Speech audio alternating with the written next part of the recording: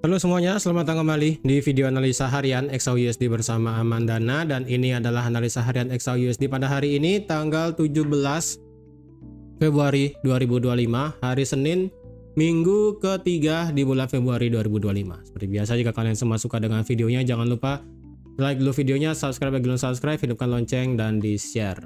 Oke, kemarin kita mengalami kejadian yang sangat tidak diduga, ya, yang dimana marketnya itu mengalami kondisi sell off.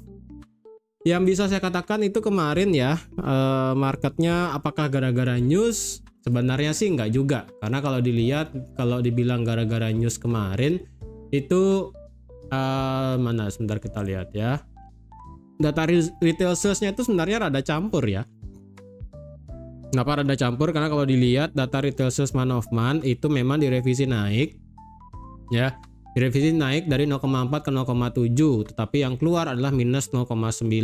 Sedangkan dari data retail sales yang core-nya itu juga mengalami kenaikan dari 0,4, tapi yang keluarnya adalah minus 0,4. Itu juga sama di bawah ekspektasi. Kemudian retail sales yang year on year juga turun, keluarnya 4,2, tetapi dari data sebelumnya itu direvisi naik dari 3,9 ke 4,4. Nah, ini yang saya bilang kalau sebenarnya datanya itu rada mix yang kacau, tetapi dari segi ekspor impor itu mengalami kenaikan dari yang sebelumnya 0,3 naik ke 0,5, ekspornya naik 1,3, kemudian impornya naik dari 0,1 ke 0,3. Jadi inilah yang saya katakan hasilnya itu rada kacau kemarin. Makanya kalau kalian lihat juga dari segi indeks dolar, ya, indeks dolar itu juga sama-sama mengalami penurunan kemarin tuh ekstrim ya.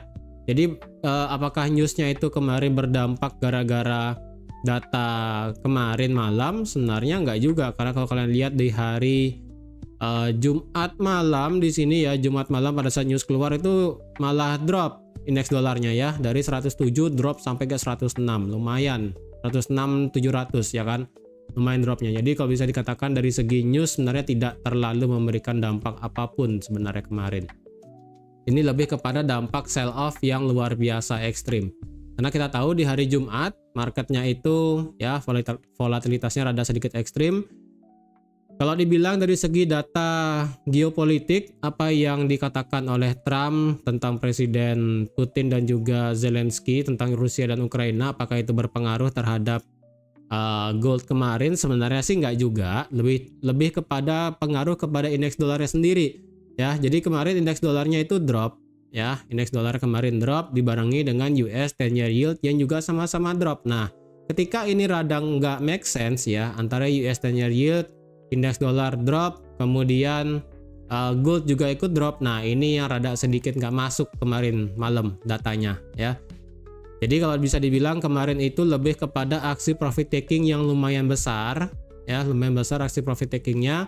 Karena kalau dilihat kemarin itu kan sudah saya buat kalau di sini memang ada area resistance become supportnya ya. Kemarin sih di grup saya ada katakan kalau bisa ambil buy di sekitaran di sini ya. Mana dia kemarin ya, di sini. Tapi di sini saya katakan adalah koreksi, bukan koreksi, apa ini buy-nya itu terlalu beresiko ya, rada beresiko karena dari segi apa namanya H1 di sini kalau saya buka time gininya ya, apa indikatornya kemarin itu muncul yang namanya bearish divergence. Nah, ketika muncul bearish divergence di sini, ini stokastik RSI-nya sudah drop di bawah 50. Ya, dropnya sudah di angka 48. Makanya saya katakan di grup kemarin bisa di buy, cuman berisiko sekali. Dan benar aja marketnya itu sempat mental sedikit ya kan. Ketika marketnya kena area ini langsung harganya naik sedikit sampai 2928. Jadi lumayan dari 2919 ya, dapatlah hampir 100 pip kemarin. Tapi saya pribadi langsung saya cut ya, dari 20 sampai 23 cuma ngambil 30 pip aja. Saya nggak mau terlalu kalau sudah terlalu beresiko ini saya nggak berani untuk pasang lama banget ya. Jadi kemarin ketika sudah profit sedikit sampai 23 saya langsung cut posisinya, daripada saya langsung menderita drop sampai bawah gini kan ya. Jadi saya prefer nggak ada, lebih baik saya ambil close posisinya seperti itu. Ingat yang di grup ini sudah saya katakan kemarin, kenapa ini saya katakan terlalu beresiko selain adanya bearish divergence kemarin ya. Oke, untuk hari ini bagaimana? Karena kemarin itu lebih kepada aksi profit taking, ya, bukan dari segi dampak geopolitik dan juga dampak data USD. Ingat ya, data USD itu sebenarnya menguatkan USD, tapi karena dari segi geopolitiknya itu nggak bagus ya, Rusia Ukraina diperkirakan akan damai. Kemudian kalau update dari Israel dan juga Hamas itu masih ambigu sedikit, walaupun dari segi Hamas sudah mengeluarkan tahanan dari citizen Amerika, cuman update-nya itu belum terlalu membuat heboh. Ini lebih kepada hebohnya adalah Rusia dan Ukraina itu sendiri sih, ya. Tapi update dari Rusia dan Ukraina adalah Zelensky selaku presiden dari Ukraina itu tidak setuju tentang proposal yang diberikan oleh Amerika masalah bagian yang diinginkan oleh Zelensky itu sendiri, ya, oleh beliau. Ya, saya detailnya saya lupa ya. Pokoknya beliau itu nggak setuju ada satu hal atau dua hal. Kemudian Rusia dan juga Amerika, ya, Putin dan juga Donald Trump diperkirakan akan meeting masalah tersebut di Saudi Arabia. Nah, Ukraina sendiri itu tidak diajak, makanya di sini rada sedikit masih kacau antara Rusia dan Ukraina. Apakah benar akan literally damai atau ada pertukaran entahlah lahan ataupun tanah ataupun sumber energi dan tambang semisalnya, mungkin itu masih dibicarakan seperti itu ya, belum fix banget sebenarnya. Oke, sekarang XAUSD bagaimana untuk hari untuk hari Senin?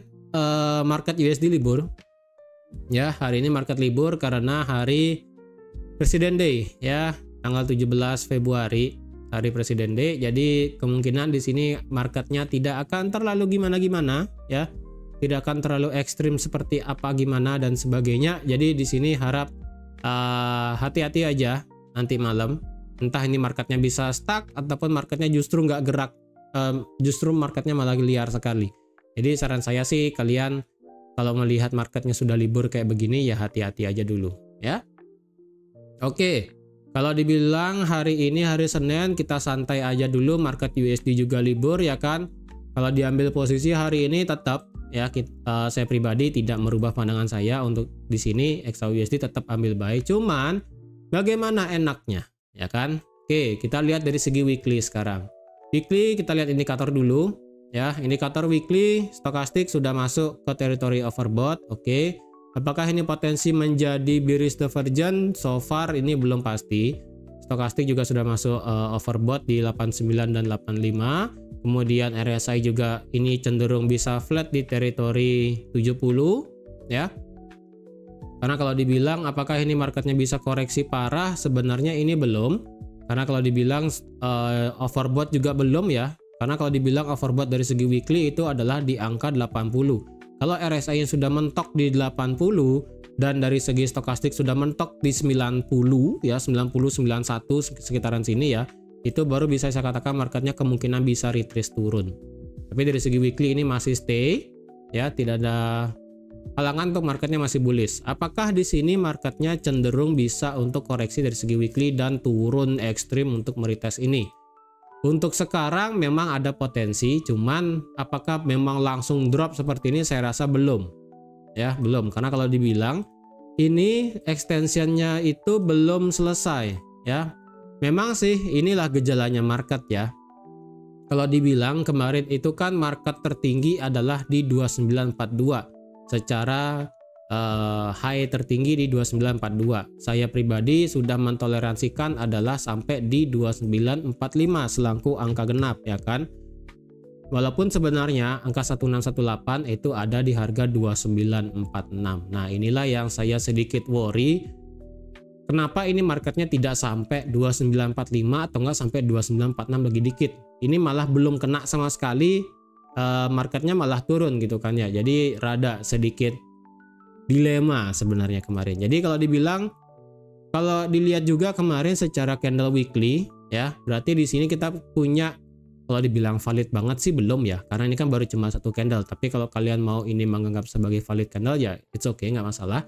Karena kalau dilihat weekly candle di tanggal 3 Februari ya, itu kan harganya di 2886,61 ya. Kemudian di tanggal 10 Februari kemarin itu penutupannya adalah di bawah 2886,61. Keluarnya penutupannya itu di 2882,85. Oke. Berarti otomatis kita punya satu resisten yang kemungkinan kalau ini di break dari segi weekly pada minggu ini kita bisa langsung terbang.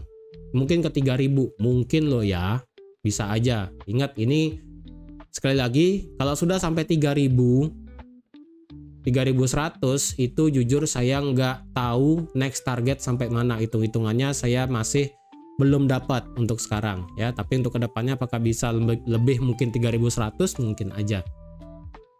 Oke, jadi dari segi weekly seperti ini 2886 masih menjadi resisten karena close candlenya minggu lalu tidak berhasil close di atas itu. Kalau dilihat dari bentukan candle minggu lalu, ini penurunannya adalah sejauh 597 pip dengan kekuatan bullishnya adalah hanya sebesar 272 pip. Jadi bisa dibilang kekuatan bearishnya itu lebih besar 30% dibandingkan dengan kekuatan bullishnya. Walaupun memang ditutup dengan candle bullish, tetap aja kita perlu consider bahwa ini penurunannya lumayan ekstrim ya.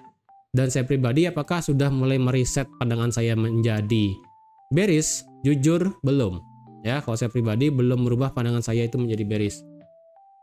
Itu ya. Itu dari segi weekly. Ingat penurunan kemarin lebih kepada aksi profit taking yang saya rasa itu smart money ataupun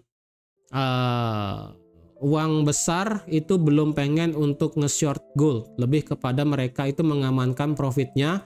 Jadi bayangin dari minggu lalu hari Senin dari harga 2859, kalau ada yang sudah nge-buy dari sini ya, itu profitnya sudah sejauh 834 pip. Jadi wajar aja kalau kemarin malam itu di close banyak posisinya karena untuk mengamankan sejauh 700-800 pip selama 1 minggu kemarin.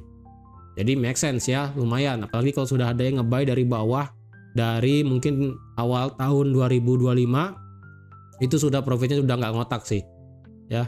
Kalau sudah nge-buy dari harga 2025 awal Januari itu sudah 3026 pip. Jadi mungkin aja sudah ada beberapa yang close posisi, bukan sebagai untuk nge-short posisi. Itu aja. Oke. Dari segi daily bagaimana? Untuk dari segi daily di sini sepertinya kita bisa menjadi kondisi ranging yang lumayan besar. Ini sebenarnya kondisi ranging yang tidak saya inginkan sih. Tapi sebelum itu coba kita cek dari segi indikator. Apakah dari segi daily indikator ini bisa menjadi untuk mereset daily untuk bisa lanjut turun? Secara momentumnya dari segi daily RSI memang sudah keluar dari zona overbought. Jadi bisa dibilang satu candle kemarin itu benar-benar memberikan tekanan bearish yang cukup besar. Karena kalau dibilang kemarin itu benar-benar penurunannya ekstrim ya. Jadi kemarin malam hari Jumat itu penurunannya sejauh 630 pip ya, lumayan banget. Dan ini membuat yang namanya RSI-nya itu momentumnya hilang bagi yang nge-buy. Jadi kalian lihat RSI-nya itu dari angka 77 langsung drop di 65. Jadi kehilangan 10 poin lebih, ya lebih tepatnya 12 poin lebih, itu menjadi sesuatu yang lumayan bisa dipikirkan sih sebenarnya ya. Untuk dari segi stokastik sih ini masih masih flat di atas 80, belum keluar di zona overbought. Untungnya sih belum keluar ya, karena kalau ini stokastiknya di bawah 80 keduanya dan juga RSI-nya juga di bawah 80, saya rasa ini bakal bisa antara koreksi atau ranging parah ya. Ranging parahnya adalah ini adalah ranging yang kemungkinan bisa terjadi ya, dari sini sampai sini. Nah, ini merupakan ranging yang tidak saya inginkan sebenarnya, yaitu dari harga 2870 sampai 2940. Ini adalah kemungkinan ranging yang bisa terjadi. Jadi kalau seandainya market kedepannya bergerak ranging dan secara stokastik dan RSI-nya ini mereset dari segi daily, dan ketika reset nanti selesai, ini kemungkinan harga 3000 bakal gampang ditembus. Cuman sekarang sih belum ya. Ingat nih masih lama. Dan ini adalah kemungkinan ranging yang tidak saya inginkan sebenarnya ya. Mungkin dari sini ya, dari sini sampai sini. Dari 28 berapa yang saya kasih ya? 2866 kasarnya sampai 2927. Ini kemungkinan ranging yang bisa terjadi. Ya, ini kemungkinan ranging yang bisa terjadi walaupun kemarin kita melihat yang namanya bearish divergence lagi. Bearish candle yang sangat luar biasa ekstrim besar ya. Ini kalau dilihat juga dari candlenya, ini kan bodinya gede banget ya. Karena kalau dilihat bodinya doang itu adalah sejauh 445 pip dengan ekor atas yang cukup lumayan bisa dibilang adalah sebagai penurunan yang ekstrim ya. Jadi kalau dibilang apakah ini kita bisa pakai sebagai resisten, jujur ini nggak bisa. Apakah ini bisa dikatakan sebagai support become resisten, jujur juga rada susah ya. Jadi dari segi daily, batas kalian trading untuk saat inilah seperti ini. Oke, dari 2927 sampai 2866 ini adalah batas ranging yang sebenarnya kemungkinan terjadi dan ini bisa aja terjadi sih. Kalau ini terjadi, wah berat sih, karena kalau ini sampai ranging lagi dari segi daily, ingat kita pernah mengalami ranging yang sangat ekstrim kemarin ya, dari harga ini. Ingat kita pernah ranging dari harga ini sampai harga ini. Oke, selama dari 12 November, 8 November sampai 25 November itu sampai kita 13 Desember 2024 di sini kita rangingnya parah di sini ya, tidak pernah keluar. Baru dia break itu di 21 Januari 2025 baru terbang. Kalau sampai ini ranging lagi kayak kemarin di sini, jujur saya juga rada bosan ngelihatnya kalau udah ranging kayak begini ya. Jadi kalau udah ketemu trennya enak begini, ya udah kita buy gitu kan. Kalau sudah ketemu ranging kayak begini, tetap akan nge-buy, cuman rada susah nanti ke depannya nge-buy. Mungkin ada biasnya saya sedikit ya. Ada bias buat nge-sell, ada biasnya tetap buat nge-buy gitu. Oke, itu dari segi daily. Dari segi H4, kalau kita lihat indikatornya sekarang ya, ini dari segi RSI drop di bawah 50. Sekarang sih RSI-nya itu di angka 43. Apakah ini potensial marketnya ngebuat bullish divergence dari time frame 4 jam menggunakan indikator RSI? Bisa aja. Jadi kemarin ini kan stokastiknya sudah membuat bullish divergence. Oke. Sudah membuat bullish divergence tapi harganya gagal ngebuat yang namanya all time high baru di sini. Oke. Apakah market lebih condong, ini ingat ya, ini ada bullish divergence. Kemudian apakah market sekarang condong untuk ngebuat yang namanya bullish divergence dari segi RSI? Bisa aja. Ya, secara bearish divergence kita nggak punya dari segi time frame H4 karena kalau dilihat ini stokastiknya flat di sini. Kemudian dari segi RSI pun tidak menunjukkan yang namanya harganya lebih tinggi ya. Apakah market yang ngebuat ini bisa nge-cross balik naik lagi? Bisa aja. Jadi kalau seandainya ya secara RSI H4 naik lagi di atas 50, oke, naik lagi di atas 50 secara RSI-nya, maka ini kemungkinan bisa menjadi yang namanya bullish divergence dari segi RSI. Secara stokastik sih ini marketnya masih menganga ya, ini masih menganga lebar, jadi rada susah untuk bisa dilihat marketnya masih ada momentum naik atau enggak, itu aja sih. Kecuali dari segi H4 stokastiknya itu tidak drop di bawah 50 yang slow ya. Sekarang yang slow kan di 60, tapi yang fast di angka 44. Tapi kalau seandainya kedepannya dari segi H4 di sini tiba-tiba nge-cross ya kan, H4 stokastik, kemudian RSI-nya balik lagi di atas 50, ini bisa naik. Cuman ya udah, kalau mood marketnya lebih prefer buat terjadinya ranging dari segi daily, ya udah kita bisa apa gitu kan ya, seperti itu.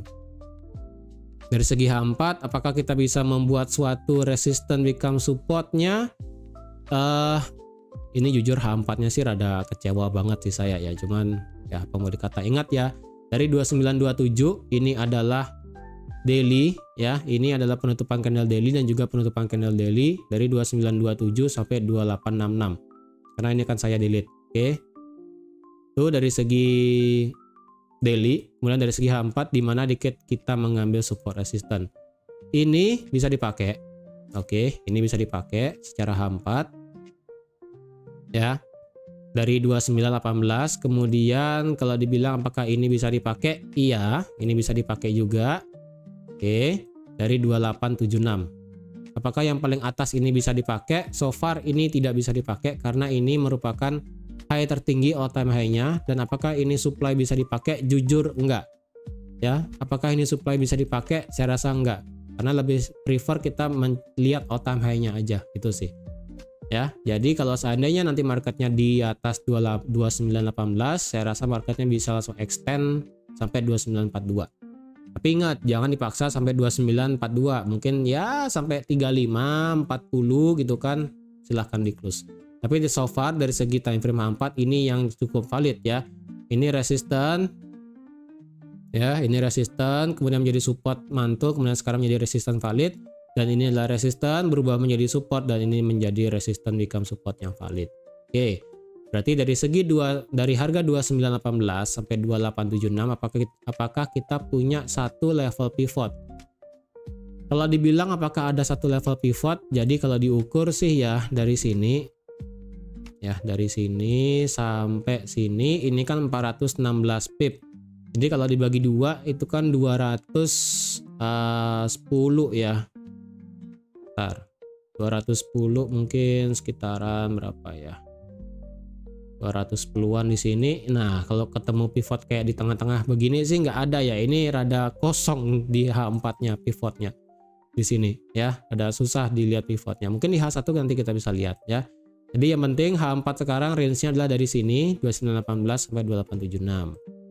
H1 bagaimana? Apakah ini kita bisa katakan sebagai drop base drop? Ya, bisa. Ya, ini bisa dikatakan sebagai drop base drop. Makanya ini pas juga kebetulan H4-nya adalah resistannya. Jadi kalau ngide ada yang nge-sell nanti bisa consider di area ini ya, di 2920, 2918 dan sebagainya. Tadi ada saya katakan pivot di harga 2 bentar, saya lupa tadi harganya. 200 pip ya, 210 pip, berarti sekitaran sini 2900 berarti. Tapi kalau dipaksain sih sebenarnya nggak pivot banget, tapi ya oke lah, kita bisa pakai 2900 sebagai pivot antara 2918 sampai 2876. Ini sekali lagi 2900 bukan pivot yang sebenarnya, tapi lebih kepada angka psikologi number aja ya, angka psikologi number. Oke. Kalau dibilang apakah ada fair value gap dari segi H1, H4 sih ada ya, tapi di sini fair value gapnya di sini. Cuman ini fair value gapnya rada nggak bagus banget, cuman bisa dipakai gitu kan. Kalau dari segi H1 apakah ada fair value gapnya yang terdekat? Ada di sini ya, dari sini sampai sini. Nah, di sini. Apakah di sini ada sesuatu yang bisa dipakai? Secara minornya ada dari segi time frame H1, yaitu ada di 29 berapa dikit saya kasih ya, 2909 lah ya, walaupun sampai 2910 sebenarnya. Tapi kalau 2910 ini rada kacau di sini ya, ini pernah menjadi supportnya ya kan. Jadi kalau mau pasnya mungkin 2909,10 lah sekitaran sini ya. Ini juga pas setengah dari fair value gapnya gitu kan. Ini minornya ya, ingat dari segi H1 ini sekarang. Kalau dari segi H4 ini nggak bakal kelihatan banget ya. Memang sih kelihatan kecil banget di sini, cuman dari segi H1 lebih clear. Ya kalau ini resisten sempat di breakout tapi false break, kemudian langsung dijebolin ke bawah. Kemudian 2900 di sini. Ya, ini sebagai pivot doang, tidak bisa dijadikan area. Kalau ada yang consider buat nge-buy, pertama kita tarik Fibo dulu ya. Kita tarik Fibo dari sini sampai sini. Ingat, dari sini sampai sini ini marketnya sudah break di atas 78,6 ya. Jadi rada susah kalau marketnya itu buat turun sebenarnya kemarin. Tapi karena lebih kepada aksi profit taking, ini benar-benar langsung dibablas turun ya kan. Karena sudah level ekstrim 78,6, saya rasa ini Fibo sudah tidak bisa dipakai lagi. Jadi kalau ada yang mau pakai Fibo sekarang dari segi H4 dari sini ya, ini merupakan Fibo H4. Di grup sudah saya juga katakan kemarin, dari sini sampai sini ini marketnya turun ekstrim sampai 78,6 di sini ya. Turun ekstrim sampai 78,6, dan kalau seandainya memang ini marketnya memilih ini adalah sebagai swing yang valid, ini bisa ekstrim cukup tinggi nanti ke depannya. Karena ini kalau lagi ya daily memang potensialnya adalah bisa ranging. Tapi kalau dari time frame kecilnya memilih untuk marketnya bisa lanjut naik kayak begini ya. Anggaplah begini ya. Break tapi habis itu turun lagi jauh lagi, ini bisa kayak begini lagi. Ya, tuh ini bisa begini lagi nih. Kemungkinan ketika dia break marketnya bisa lanjut ke bawah lagi ekstrim, itu juga bisa. Ya, karena ingat ini all time high di 2942 belum di break. Jadi ada kemungkinan internal structure-nya bakal parah banget. Ya. Kalau gitu apakah kita bisa nge-buy? Tetap bisa nge-buy. Jadi kalau ada yang sudah nge-buy dari pagi, ini sekarang saya record ini kan jam setengah 10 ya, setengah 10 pagi. Kalau sudah ada yang nge-buy dari bawah pada saat dia sudah ekstrim turun sampai mendekati level ini 2876 ini ya, atau nggak misalnya pagi buta, nggak pagi buta sih. Karena hari ini kayaknya bakal ada gap sih ya. Ini market open gap kemudian turun. Jadi kalau ada yang sudah open dari jam 8 pagi ya, mungkin nge-buy-nya di harga 2883 dan kalian mau anggap ini consider sebagai swing, kalian boleh pasang stop loss di bawah ini ya. Di bawah 2863. Berarti ini taruhnya di 2857. Kalau dari segi daily ya menurut saya sih prefer taruh di bawah ini ya. Taruh di bawah 2855 kalau ada yang sudah nge-buy di 2883. Karena ini stop lossnya bakal gede 300 pip ya. Saya sih prefer di bawah itu sekalian sebenarnya.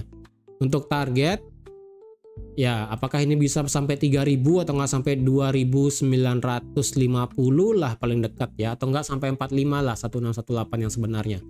Jadi kalau dibilang ini risk reward rasionya adalah 2 ya, 1/2, 300 pip SL, 600 pip TP. Apakah ini berlaku? Ya berlaku kalau sudah ada yang nge-buy di 2883. Kalau sekarang harganya kan itu di harga 2887. Masih risk reward ratio 1,6. Tapi kalau kalian nggak pede buat nge-swing dengan jarak sejauh itu, better jangan. Ya. Kita kalau ngambil buy pendek-pendek sekarang sabar dulu ya. Itu dari segi time frame 1, sekarang kita ke M30. Dari segi M30 ini marketnya sudah kena drop base drop yang pertama ya, kena kemudian drop. Berarti sekarang potensialnya menurut saya adalah ketika marketnya break di atas 2900 kita bisa untuk ambil posisi buy tipis-tipis ya. Memang di sini M30 melihat yang namanya drop base drop. Oke.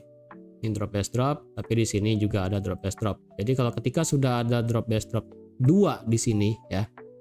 Jadi ketika sudah ada 2 drop base drop di sini, drop base drop gitu kan ya. Jadi sebenarnya drop base dropnya sudah pindah ke sini ya. Makanya ketika marketnya kena drop base drop yang pertama, marketnya kan langsung turun. Jadi ada potensialnya marketnya itu bergerak begini ya. Nabrak drop base drop, turun lagi. Lepas drop base drop, nabrak drop base drop yang selanjutnya, ini bisa dijebol tapi habis itu turun. Nah, ketika turunnya di sini mungkin sekitaran 98 atau nggak mungkin di 2900 lagi di sini, nanti bisa nge-buy target maksimal sampai di resistennya di H4 di 2918 ya. Untuk di 2909 ini kan lebih kepada support become resistance, bukan major ya, ini lebih ke minor. Jadi ketika nanti marketnya naik di atas 2900 bukan langsung enak gini ya, kemungkinan sih juga bisa kayak gini nih ya, gini nabrak turun lagi, nah baru dia naik sampai di sini itu. Tapi ingat untuk target sekarang kalau di marketnya naik bisa sampai 2918. Oke, seperti itu. Kalau mau nge-sell ya tetap di sini, berarti nge-sellnya yang bagus ya 2918 karena H4 juga H1 ini lebih kepada drop base drop juga, M30 nya itu juga ada drop base dropnya. Jadi kalau mau ambil posisi sell, saya prefer sih di atas ini ya, lihat di 2918 80 dan 19 18 19 20 ya, 29 seperti itu. Bagi yang sudah telat nge-buy ya, kalau saya pribadi sih tetap ya skenario masih sama. M15, M5, apakah sekarang dari segi time frame H1 marketnya sudah cok?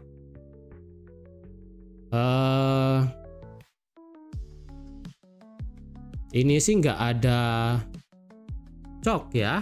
H4 pun nggak ada cok juga di sini. Ya. Karena so far H4-nya yang bos terakhir ya. Untuk masalah H4 bos terakhir itu di sini. Ini adalah bos terakhir. Kalau dibilang apakah ini bos ya, ini bos, tapi inducementnya tetap di sini ya. Inducementnya belum pindah. Kemudian kalau dibilang di sini ya, inducementnya di sini ya, inducement di sini, kemudian turun naik, turun naik, turun naik. Jadi secara H4 belum merubah structure. Karena inducement terdekat dari segi H4 tuh di sini di 2842 ya. Kalau dari segi H1 strukturnya adalah coba kita paksa ambil dari bawah sini ya. Ambil turun, ambil turun, ambil turun, lalu di break. Ini nggak ada turunnya, naik sampai sini turun. Naik sampai sini, naik sampai sini, nggak ada turun, nggak ada turun, nggak ada turun, nggak ada turun ya. Jadi so far sih H1 juga nggak ada coknya. Coba ke M30. Kalau di M30 ini naik ya. Kalau di M30 sih paksa-paksaan bisa ya. Jadi dari segi time frame H1 saya rasa belum berubah menjadi bearish ya. H1 belum berubah menjadi bearish.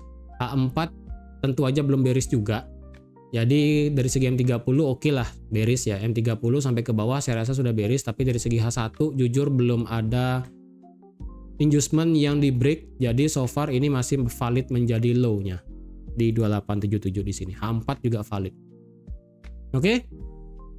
Jadi kalau ada yang mau nge-buy hari ini, tunggu sabar ya. Jadi kalau seandainya kalian ini seandainya yang nonton hari ini kalian pengen swing, ingat ya, ini kan OTW nabrak nih, nabrak. Kalau nabrak ini turun lagi ya, buat nge-retest ini ya, itu 85 ya. Karena ini potensinya kan seperti ada double bottom, ini seperti ada neckline-nya. Jadi kalau nabrak ini dan turun di sini, kalian ngide buat swing, resiko ditanggung masing-masing ya. Tapi kalau mau lebih safety, aman buat nge-buy seperti tadi senarionya. Oke. Ini break, turun, nabrak 2900 lewat sedikit, turun, nanti ambil buy, ada konfirmasi maksimal sampai sini ya, sampai 2918 dulu. Atau kalian mau cuma ambil 100 pip sampai 2910 juga it's okay, nggak masalah ya. Ingat hari Senin, market US juga libur nanti malam. Jangan terlalu gegabah untuk ambil posisi jika semisalnya kalian belum yakin untuk ambil posisi. Jadi kalau kalian sudah yakin, ambil posisi pun nggak masalah. Dan ini sekarang adalah skenario terburuk. Ya, itu sudah bagus semua. Sekarang skenario terburuk.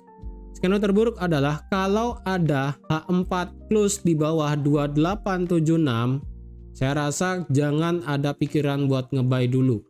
Karena kalau sampai daily close di bawah 2, ingat ya, daily dari segi ranging kan di 2866 ya.